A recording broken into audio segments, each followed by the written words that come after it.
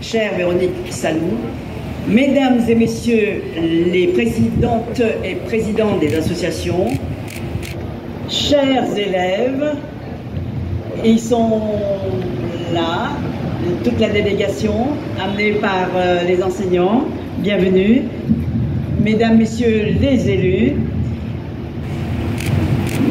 À l'issue de la guerre d'Espagne 1936-1939, la France, fidèle à sa tradition, accueille naturellement les républicains espagnols contraints à l'exil.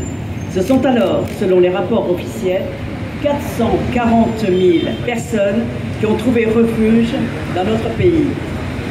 Les exilés installés sur le sol français, y compris en Algérie, vont rapidement être intégrés à l'effort de guerre par le régime de Pétain à travers les groupements de travailleurs étrangers.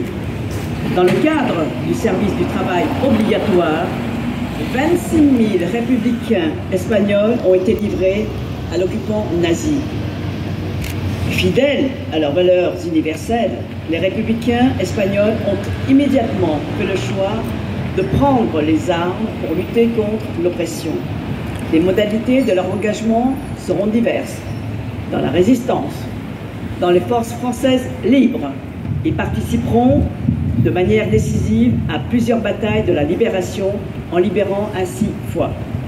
À Paris, bien sûr, les combattants de la 9e compagnie de la 2e division blindée, créée par le général Leclerc, seront les premiers à parvenir à l'hôtel de ville depuis la porte d'Italie. Cette mobilisation des républicains espagnols a très rapidement conduit à des arrestations et à des déportations. Dès le premier convoi de déportés vers Mauthausen en août 1940, les républicains espagnols seront acheminés vers des camps de la mort. Ce sont au total 12 000 républicains espagnols qui seront déportés, contraints d'arborer le triangle bleu marqué d'un S. 5 000 Espagnols laisseront leur vie à Mauthausen. La Fédération Española de Deportados y Internados Políticos, la FEDIP, a réuni à la libération les survivants de ces déportations. Revenus dans un pays qui n'était pas leur pays d'origine, ils étaient totalement démunis.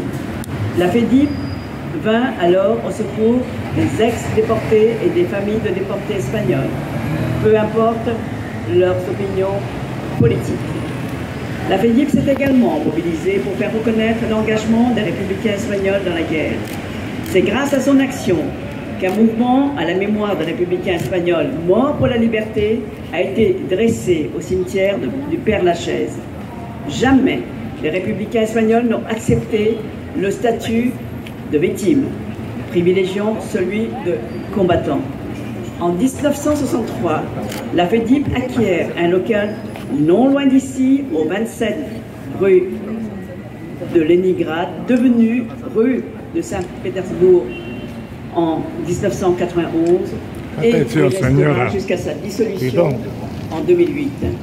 Cette inauguration est le fruit de la détermination de Véronique Salou, à qui je souhaite rendre hommage pour son engagement inlassable en la mémoire des déportés espagnols.